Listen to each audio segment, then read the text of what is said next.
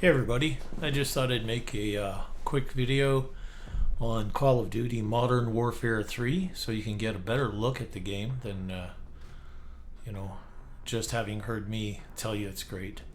So this is the main lobby where once we've started the game and we come in and we choose Call of Duty Modern Warfare 3, you'll come into this screen and you have an option of which game mode you want to play. You can see all the options there.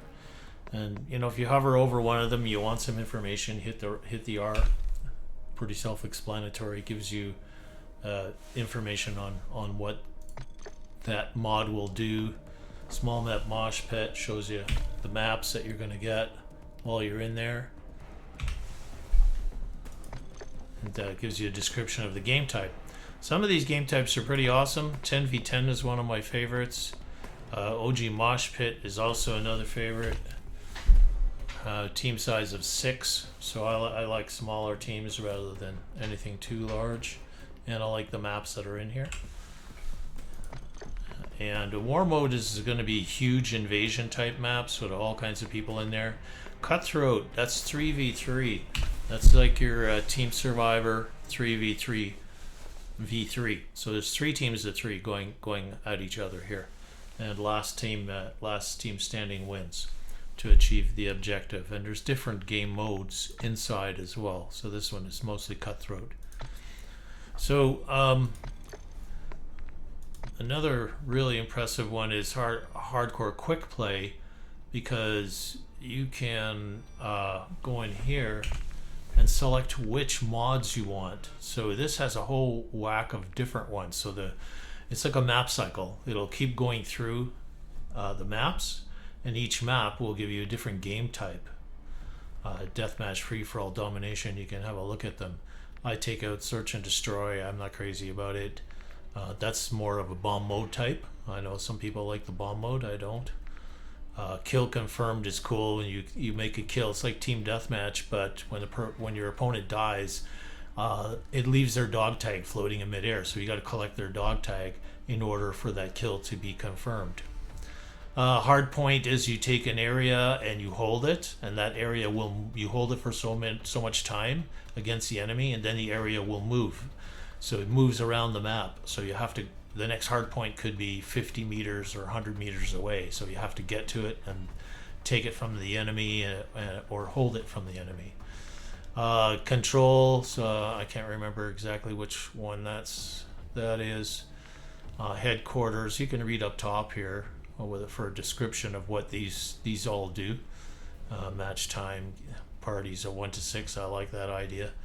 Cyber attack, small map mosh pit can be pretty fun. Party size 1 to 6 again. So, pretty fun set of games. I was thinking of running this on a server, because we could start our own server with just our members, and then we could do that hardcore quick play.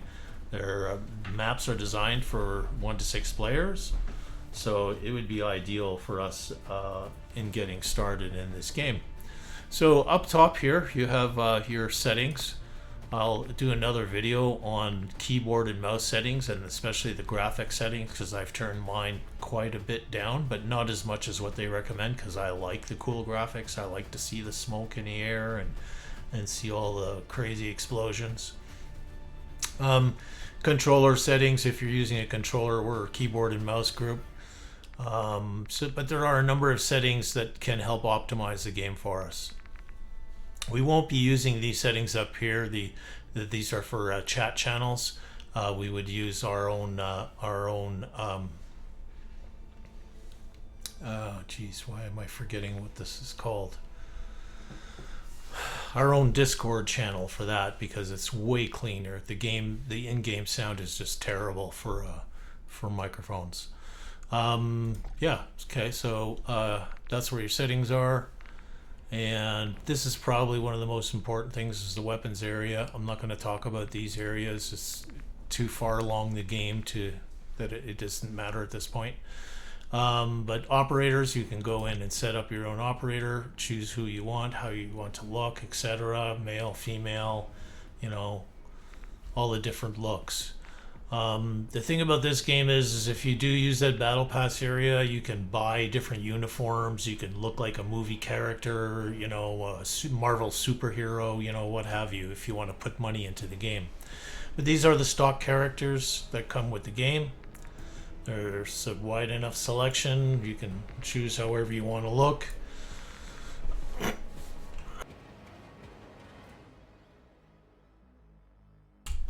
And the weapons are way cool. When you first start this game, you don't have any loadouts. I've created a number of custom loadouts. As you go along in the game, you have a few weapons to start with. And as you improve in your game and you gain experience points, it unlocks a variety of, let's choose this loadout.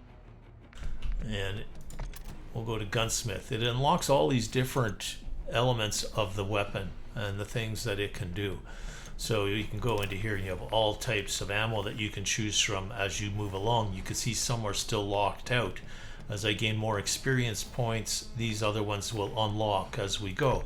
So there's, you know, a huge number of improvements that you can make to your weapon.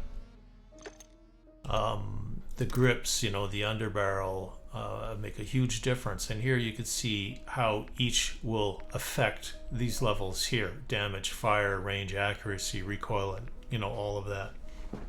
So as I move across them, you have a look at those bars and you can see them go up and down, you know, in their picks. Let's see how this one looks to be pretty good, but I think demo is actually, oh, not demo. So you lose a little accuracy and you gain some handling. So, you know, it's a matter of finding the balance for yourself and what you think has the most potential in modifying your weapon. And you can only put 5 modifications on each gun. So you can only choose 5 items. So I can't, if I want to choose a rear grip, I'm going to have to cancel out one of these other ones. So it's finding that balance of which item is going to help. But you know what would probably be better is to have a rear grip and a good underbarrel. But this is what I'm going with for now. I'm doing really well on this weapon. I've reached level 28 of 28, but I still haven't reached its full potential because I haven't made the right combination here in order to get this to its fullest potential. So it's just there's a long way to go before you get this far. I'm at level 375 as far as experience points go. There's some of the people who are at 1600, 1250, you know, they get really high up there. So to start, I think this is some of the most important things that I've been able to, you know, that I thought you should see. As far as these are lethal weapons, this is a tactical scatter mine.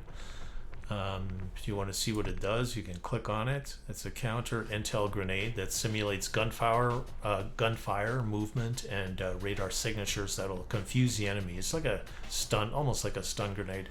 It just messes them up a little bit. And if you attack when this goes off, then they're vulnerable, right? Decoy grenades kind of do the same thing and distracts them and puts them in stun mode, and their weapon, you know, they lose their crosshairs momentarily. So stuff like that. So I'm using scatter mine in here. You could use a stun grenade. A shock stick will give them an electric shock, and like I said, they'll be stunned for a moment, and then your player will move slower. Tear gas, the same. Stim will stimulate you. It'll actually give you some health for a very short time. For a tactical sprint, you'll be able to suddenly move way faster, and you could take a couple of more hits than normal. So a whole lot of different things that you can do. Lethal weapons, there's a number of things. Claymore is, it's usually, I believe that Claymore is activated remotely, so you'll have to activate it when you see the enemy close to it. Some of these are pretty self-explanatory. Thermite, it's like an explosive grenade. You could throw it and it hits a player and catches them on fire. Thermobaric grenade, cookable grenade, creates a large explosion that stuns and it leaves a fiery residue. It increases the lethality of explosives for a period of time. And proximity mine is what I like to just leave laying around the map, so I can hear it go off. Like I'll put it at a doorway behind me, and if I'm facing the other direction, I hear that go off. I know I got somebody behind me. Breacher drones are pretty wicked. You know, you got a bunch of players holding up in a room. You select a breacher drone and just point and click, and it'll head into that room and blow people up. So very cool stuff in this game. I'm just barely covering it. Gloves, shoes. I have covert sneakers. I can move around quietly. You know, and go and play Urban Terror, and you hear the clunk, clunk, clunk of the boots. Well, here you don't hear anything if you've got these covert sneakers on. Stalker boots are a little different. Increased strafe and ADS movement speed, so it affects specific areas of your skill level of your game. Covert sneakers. It's just what it says. It eliminates footsteps and sounds, but it may be some drawbacks, right? They don't have some of the things that these other shoes can help you do. Increased slide velocity and allows for aiming down the sight while you're sliding. That's a pretty darn good thing to have, because I don't use it. If when I go into a slide, I have trouble zooming and shooting at somebody, where if you have these on, you're going to zoom and shoot as you're sliding easily. So, but the enemy will hear you coming.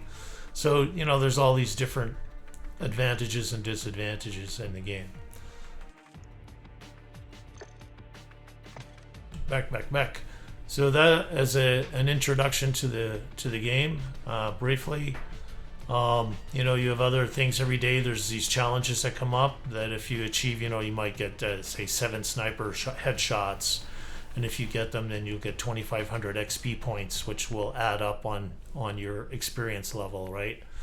You know, stuff like this. There are daily challenges every day that you can go in and you know, for specific weapons, for example, that you'll have to use that weapon to meet those you know, requirements to get those extra XP points.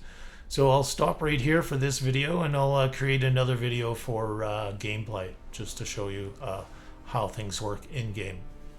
All right, guys, I hope you enjoyed that.